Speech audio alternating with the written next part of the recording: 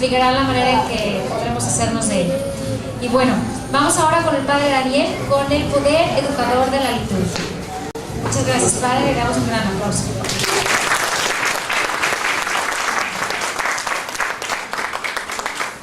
Vamos a empezar con una oración en el nombre del Padre, del Hijo y del Espíritu Santo. Dios te salve María, llena eres de gracia, el Señor es contigo. Bendita eres entre todas las mujeres y bendito es el fruto de tu vientre, Jesús. Santa María, Madre de Dios, Santo Tomás de Aquino, San Pedro, en el nombre del Padre, del Hijo y del Espíritu Santo. Buenas tardes.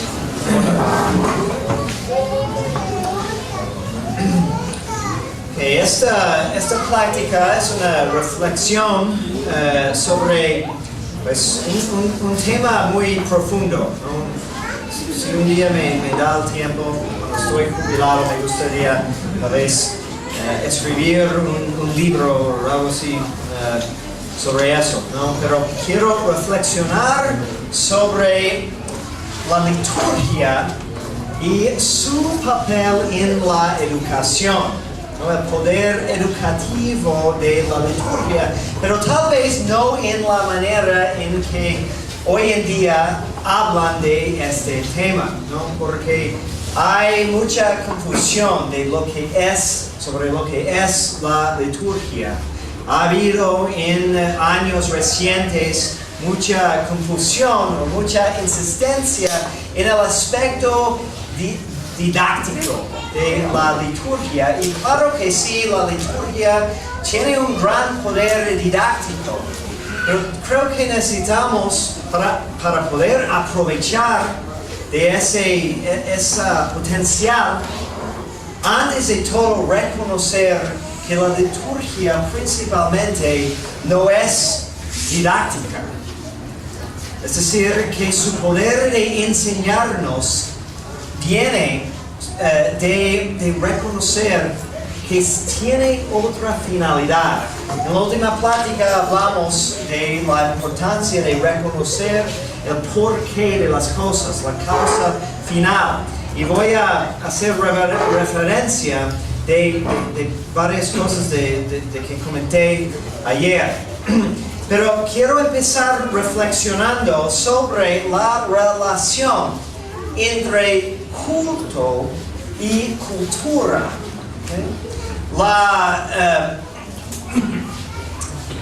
La relación de estas palabras no es a propósito, no es accidente de que se parecen.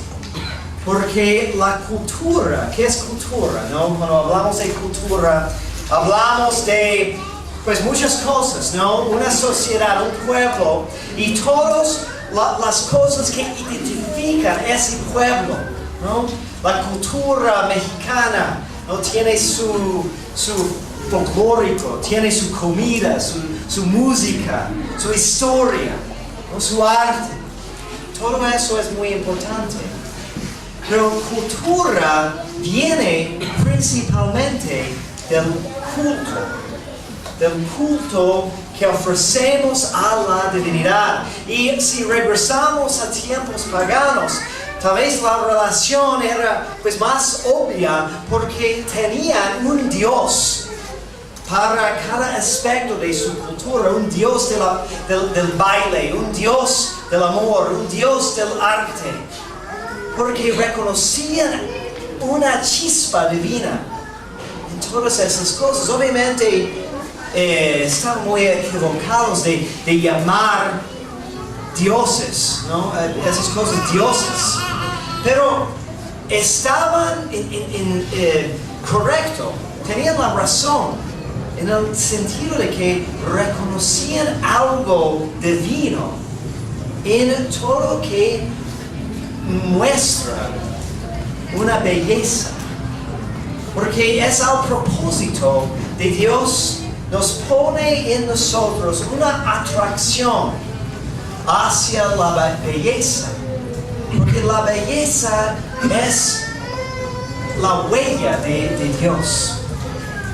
Y necesitamos cultivar un gran aprecio para todo lo que es bello, para cumplir con nuestro propósito en esta vida. Quiero leer estas palabras de un monje del monasterio de Le Barroux, que es un monasterio en Francia, que es parte de un movimiento de reforma litúrgica que viene del monasterio de Solesmes, que trató de recuperar las fuentes de la vida litúrgica benedictina que había sido perdido durante el tiempo de la Revolución Francesa, y hubo un movimiento de recuperar eso. Y la cultura monástica nos enseña mucho sobre la cultura, como el ideal de la cultura cristiana. Él dice: los frutos maduros de toda una civilización, colgando pesadamente de la belleza, a menudo quedan atrapados en la caída de la civilización. A veces lo sobreviven como una flor refinada y frágil. Tal vez piense en la anticuada etiqueta de una corte real. Olvidamos de estos ritos sagrados. Que eran antes que nada la poesía de la humanidad en su infancia, bárbara y cruda, las expresiones de hombres que bailaron su teología antes de pensar alguna vez en escribirla. Estos ritos religiosos en sus manifestaciones iniciales, desde sus primeras expresiones, susceptibles de ser atrapados a través de la larga noche de las edades, han llegado hasta nosotros desde nuestros remotos antepasados. Porque antes de que tengamos inscripciones escritas del hombre primitivo, descubrimos lo que sobrevive de sus ritos funerarios, el primer conmovedor testimonio de la creencia en una realidad más allá de lo que vemos. El hombre muerto, con las piernas estiradas hacia el pecho en posición fetal, una vez más se le confía a la Madre Tierra como la semilla de la eternidad. Cada modo de religión, para hacer una impresión profunda y duradera en la mente humana, debe ejercer nuestra obediencia al practicar prácticas de devoción, y debe adquirir nuestra estima al inculcar deberes morales analógicos a los dictámenes de nuestro corazón. Entonces, una reflexión de una persona que se ha dedicado a vivir cada día de su vida la vida litúrgica, que es la vida del monasterio, de los monjes. Entonces empecé diciendo que principalmente la liturgia no debemos de considerarla como un texto de educación. Y a veces equivocamos en eso, poniendo demasiado énfasis, por ejemplo, de acabar con toda la Biblia en cierto tiempo, ¿no? O de escuchar la palabra, que obviamente tiene su importancia, pero es una parte de un total, de que es una relación principalmente entre el hombre y Dios. Y el Papa Benedicto XVI, en su libro sobre la liturgia, nos dice de que esta relación, o esta manera de relacionarnos con Dios, no puede ser nada inventado, que es algo recibido.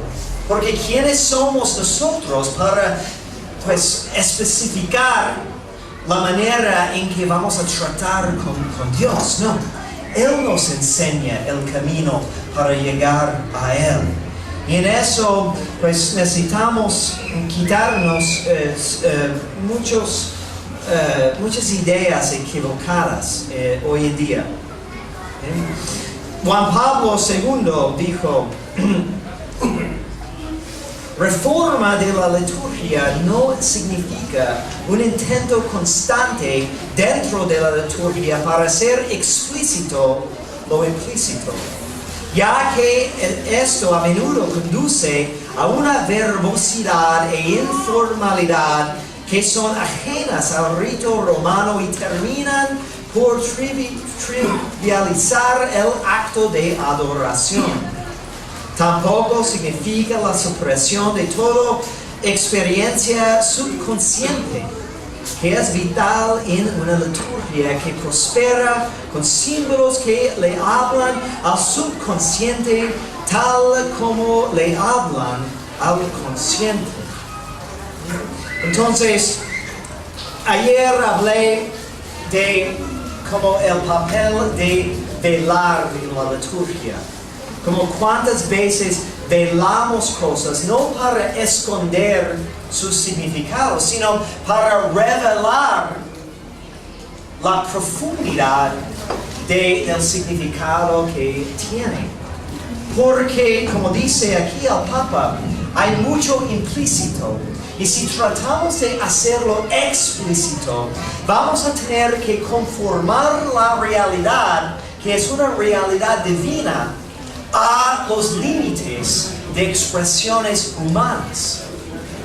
Entonces, vemos un ejemplo, ¿no?, de cómo desarrolla el amor entre personas, ¿no? De que una de las expresiones más hermosas de amor ya maduro, por ejemplo, en un matrimonio, ya con muchos años, es que muchas veces no es necesario hablar tanto con palabras, pero pueden estar contentos. Pues no estoy diciendo que no tienen que hablar a sus esposas,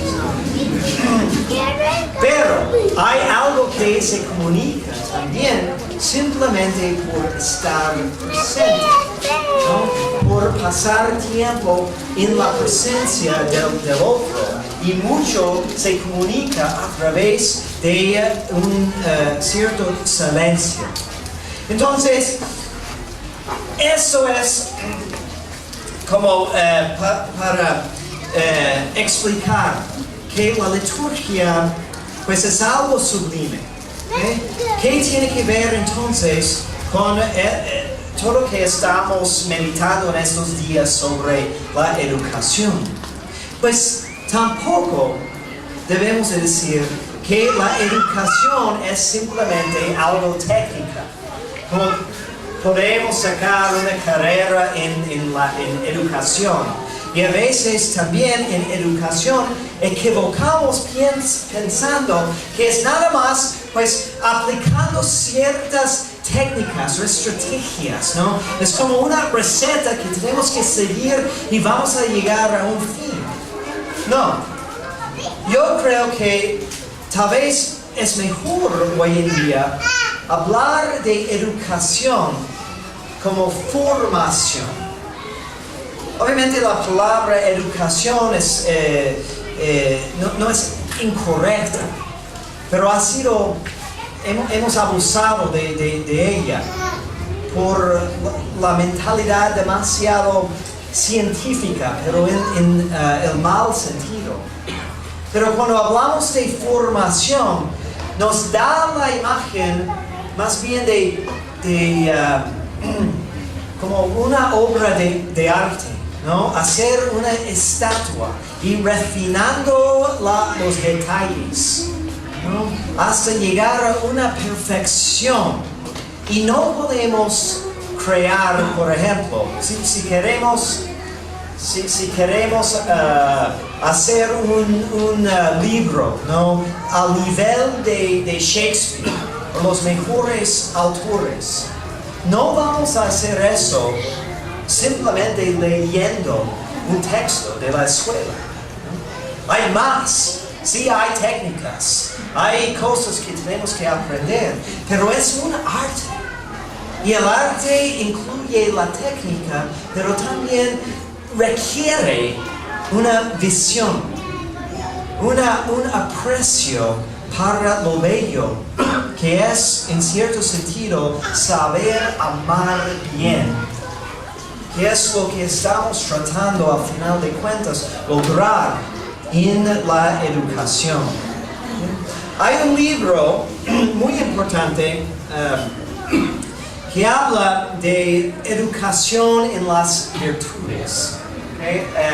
Se llama Después de la virtud, por el filósofo Alasdair MacIntyre, que enseña en la Universidad de Notre Dame, en Indiana, en los Estados Unidos. ¿Okay?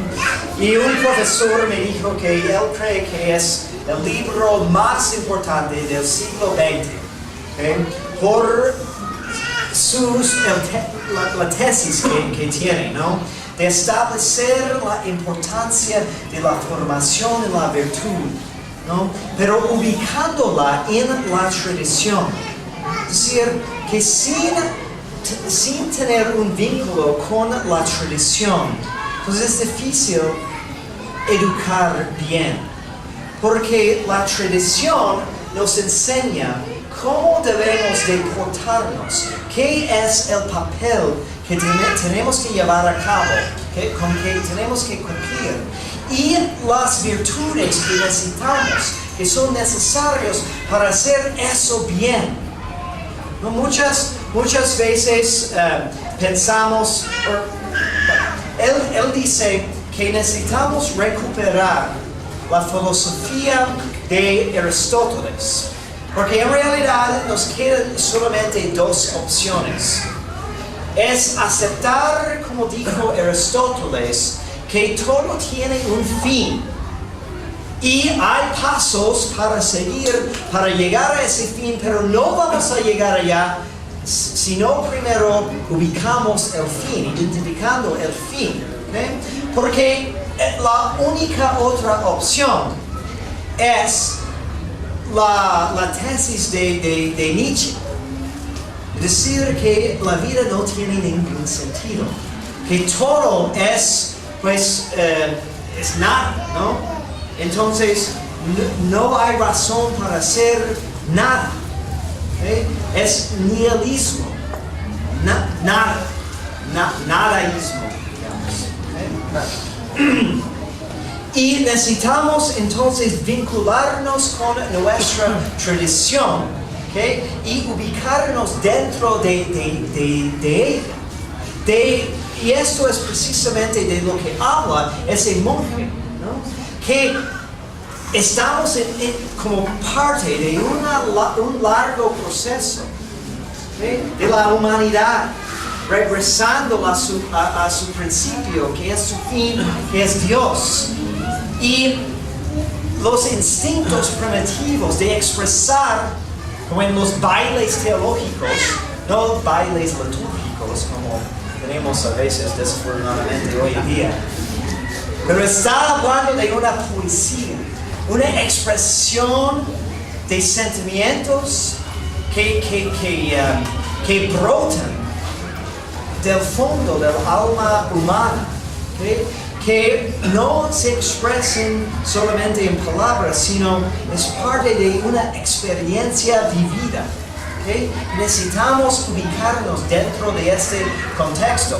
Y después hay otro libro que sigue esa tesis, ¿okay? Que va un paso más y se llama Después de escribir.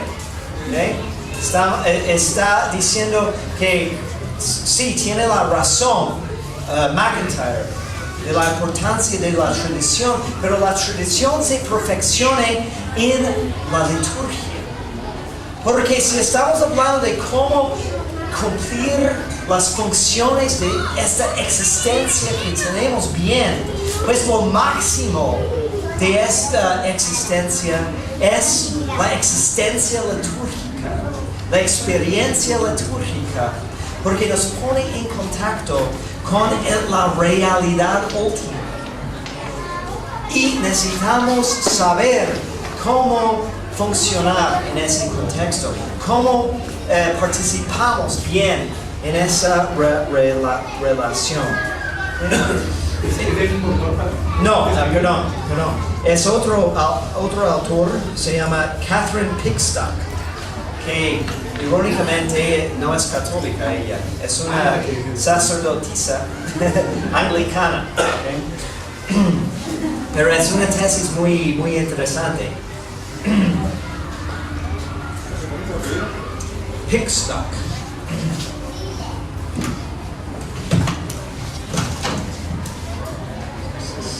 El primer autor es de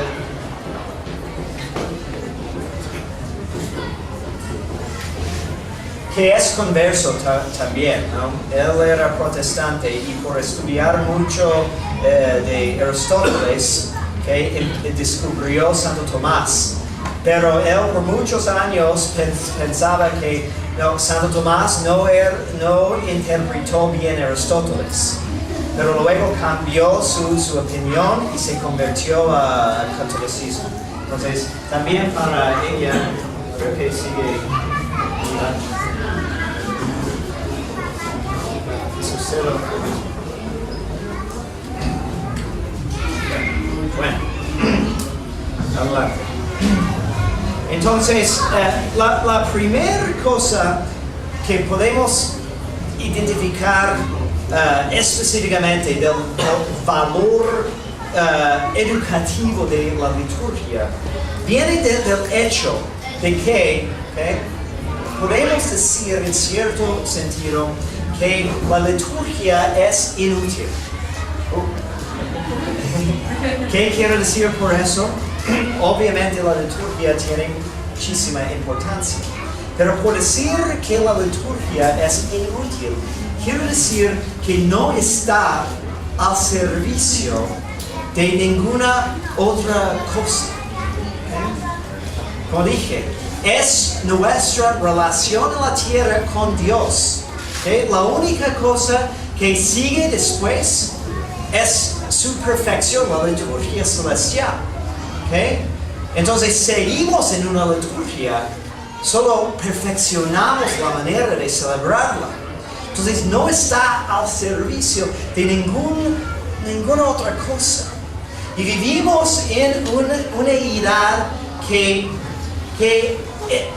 busca pues utilitarianismo. Es una filosofía de moralidad, ¿no? Que mide el valor de las cosas según cómo sirve para lograr pues ciertas metas, pero mundanas, ¿no? Entonces, por ejemplo, Jeremy Bentham habla de utilitarianismo moral y dice que la moralidad consiste en eso, ¿no? Conseguir el mayor valor de placer para la mayor cantidad de personas y disminuir el dolor. ¿Okay? Y todo lo que sirve a esos fines es moral y todo lo que va en contra es inmoral. ¿Okay? Hay muchos problemas con esa teoría, obviamente, pero expresa una mentalidad muy común hoy en día, que somos partes nada más de un mecanismo. ¿Okay? Hay un jesuita de los buenos, padre James Shaw, que trabaja en Georgetown University, que habla de eso mucho, ¿no? Del valor de hacer cosas inútiles, ¿no? De la liturgia. También Papa Benedicto XVI habló de eso, de la liturgia como juego, ¿okay? Pero juego divino. Y como niños juegan no para lograr nada, ¿no? ¿Okay? Sería muy raro si preguntamos a un niño jugando con sus muñecos o con sus carros y si le preguntamos ¿Por qué estás jugando eso? Y dice, pues estoy tratando de perfeccionar mis capacidades,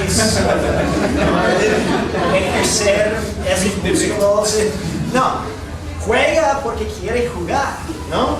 Y es importante entonces que jueguen los niños. Es otro tema, pero una ventaja muy importante de escuela en casa es que los niños, especialmente los pequeños, tengan tiempo para jugar y no solamente en pantallas, ¿no?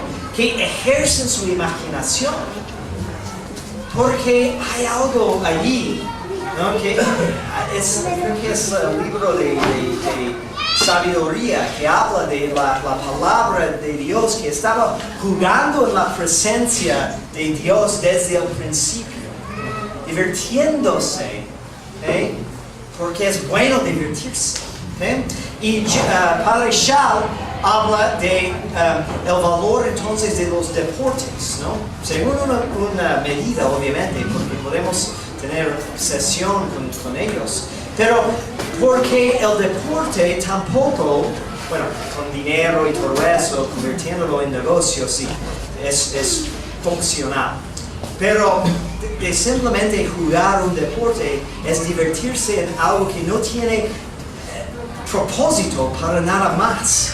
Sí podemos identificar otros propósitos como ejercicio, etc. Pero lo hacemos principalmente porque nos gusta, es bueno. Y Dios es sumamente bueno. Entonces necesitamos cultivar esta mentalidad, que es una mentalidad contemplativa. ¿Qué es contemplación? Gustarnos en la presencia de Dios sin hacer nada. La liturgia tradicional es difícil para muchas personas porque muchos de nosotros somos muy inquietos. No hemos aprendido a ser dóciles. Entonces, ese es otro aspecto, ¿no? Podemos identificar muchas virtudes que la liturgia cultiva, no como primer meta, ¿no? Pero como consecuencia, ¿no? Santo Tomás dice que el placer en sí es bueno, porque indica o debe de indicar que estamos haciendo algo bueno. Dios pone placer con el cumplimiento de cosas que debemos de hacer. El problema es cuando buscamos placer por sí, ¿no? Por sí mismo. No, el placer es una consecuencia como premio que Dios nos da, pero encontramos mejores placeres cuando dejamos de buscar el placer como meta. Entonces, virtudes que inculca la liturgia pues son muchos. La virtud de obediencia, porque no somos los que inventan la liturgia. Recibimos y cumplimos con los que Dios ha mandado. También es una docilidad que tiene mucho que ver con la obediencia, pero es estar dispuesto de recibir lo que Dios quiere comunicar con nosotros, ¿no? Y ahora tenemos que ejercer más docilidad y paciencia en, por ejemplo, los que estaban aquí con nosotros en Semana Santa, con liturgias muy largas, pero muy hermosas, pues es un poco más difícil, pero también el provecho es mayor. Entonces, son todos esos, muchas más también virtudes que podemos ir identificando.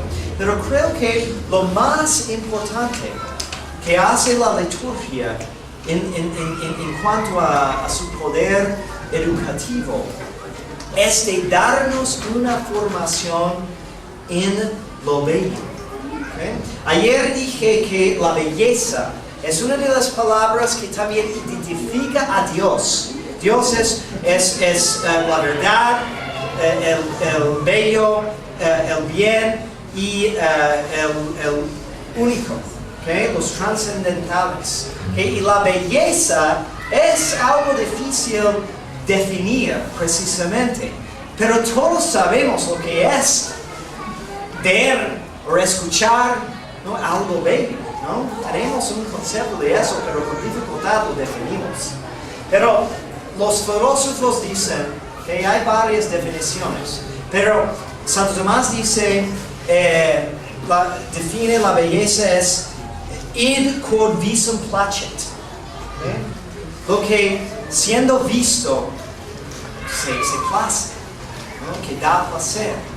Pero necesitamos refinar esa definición mucho, ¿no? Porque no tenemos la formación de pues, identificar placer verdadero. Una definición más técnica es como es el reconocimiento por el intelecto, la inteligencia del bien que la voluntad quiere. ¿Okay? Normalmente es la voluntad que busca el bien, pero cuando reconocemos algo bello, estamos viendo, ¿no? Recibiendo un concepto de algo que debemos de amar. Y siempre lo bello tiene un sentido de querer más. Siempre hay un velo enfrente que exige una revelación. ¿No? ¿Quién no ha visto, por ejemplo, un paisaje hermoso, ¿no? De montañas, sobre el mar, ¿no? Y tenemos un sentido de yo quiero más, ¿no? Quiero entender lo hermoso que veo o percibo, ¿no? O escuchar una composición de Bach, por ejemplo. Y queremos entenderlo y a la vez queremos simplemente gustarlo, porque nos empuja hacia algo más que no podemos alcanzar. ¿Okay? Entonces, Dios nos ha dado esa intuición como un imán hacia la belleza, que es tal vez el aspecto más humano de nosotros. El problema es que hemos dejado de formar a los niños en un aprecio para la belleza. ¿Okay? Por accidente que casi ya no construimos templos hermosos, que es difícil encontrar hoy en día quien puede hacer los ornamentos o vitrales o música o libros como hacían antes. ¿Qué es la relación ahí? Pues hay una relación, ¿no? Entre el alma y cómo percibimos belleza. ¿Okay? Porque recuerden que la parte del alma, que es la voluntad, ¿no? Inclina hacia el bien. Pero ¿qué dijimos ayer? Que muchas veces por medio del pecado identificamos mal el bien. No estamos orientados bien. ¿Okay? Entonces vamos por malos caminos. ¿Y qué es la implicación entonces de la percepción de la belleza? Si la belleza es percibir con la inteligencia el bien que la voluntad quiere, pues vamos a estar percibiendo una belleza falsa. Y también va a ser mucho más difícil reproducir esa belleza, porque arte verdadero es nada más la reproducción de la belleza que ya existe. No es invención realmente. Añadimos algo, pero estamos reflejando nuestra percepción con lo bello que ya está. Entonces, hay diferentes maneras, es muy interesante, y hay libros que hablan de eso, de también cómo damos una formación a los niños según diferentes aspectos de la belleza, porque es muy abstracto hablar simplemente de belleza. ¿Cómo sabemos qué es bello en verdad? Y hay muchas opiniones, ¿okay? Pero la relación funciona por los dos lados, ¿no? No vamos a producir cosas bellas si tenemos almas bellas por el pecado. ¿Okay? Pero si tenemos una formación en la belleza, ¿okay? Entonces el alma va a estar más orientado a su bien real. Entonces, una formación en belleza es indispensable para la formación de niños y personas santas, porque es como ponerlos en el camino. Obviamente pueden desviar, pero por naturaleza, como hábito, como virtud, van a poder reconocer lo que es el bien y no van a poder hacer la relación de yo percibo la belleza de una obra de Caravaggio y eso me hace portarme bien. No funciona tan precisamente así. Pero de estar viviendo dentro, en medio, en un ambiente de belleza, va formando el alma para que reconozca con más facilidad lo que es la belleza o el bien que es Dios, ¿no? Y para terminar, debemos de mencionar brevemente unos aspectos también de belleza que olvidamos, ¿no? Porque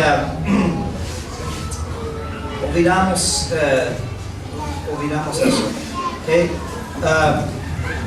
Se me fue el autor que habla de diferentes modos de belleza y la formación de la belleza, pero habla de un tipo de aprecio de la belleza que es por lo adecuado, de saber, porque ese es un aspecto de la belleza que tiene que tener una armonía con su alrededor, ¿no? Algo puede ser bello en un contexto y no en otro, ¿okay? Y de reconocer lo que es adecuado es muy importante, ¿okay? Por eso, ¿okay? Una buena educación es contacto con toda la realidad. No estamos educando bien si solamente estamos enseñando oraciones, ¿okay? Es otro error, ¿no? Aunque es con buena intención, pero necesitamos tener toda la perspectiva de la realidad y saber dónde cabe cada cosa, ¿no? Y también habla de una formación en belleza, en la dificultad, en el reto. ¿Okay? Habla de una belleza, ¿okay? Que va en contra del sentido común hoy en día, ¿no? Pero la belleza de un ejército listo para la batalla, ¿no? Bien entrenados, bien disciplinados, pero es varonil, ¿no? Una belleza que no es simplemente delicada, pero también que es fuerte, que también es muy importante. Creo que nos hace falta mucho de eso, que llama eso pulcritud, ¿no? Belleza fuerte y varonil. Porque a veces pensamos la belleza es nada más, ¿no? Cosas rosadas y de princesas, ¿no? Pero la belleza también es la virtud que persevere hasta la muerte, ¿okay? Y está dispuesto para aguantar cualquier sacrificio para llegar a su destino. ¿Okay? Entonces, para entender, obviamente hay mucho más que podemos decir sobre este tema, pero la formación en la liturgia no debe de ser sobre todo una formación en la belleza, y una formación para la liturgia también es una formación que reconoce la belleza en todo, que nos hace adecuados para participar en la liturgia, que es el contacto que tenemos con Dios, y por frecuentar la liturgia y acostumbrarnos a portarnos como en el corte real divino, pues nos hace adecuados para eventualmente participar en la liturgia eterna y celestial.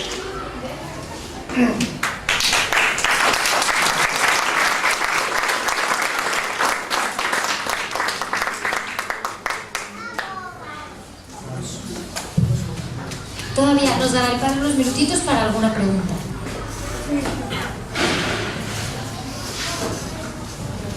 Buenas tardes, padre.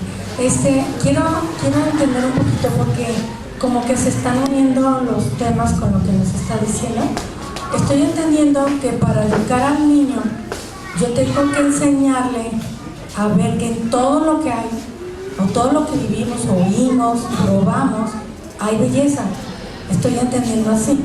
Pues que sí hay belleza, pero también para distinguir entre lo que es belleza aparente y belleza real. Eso es muy importante, ¿no?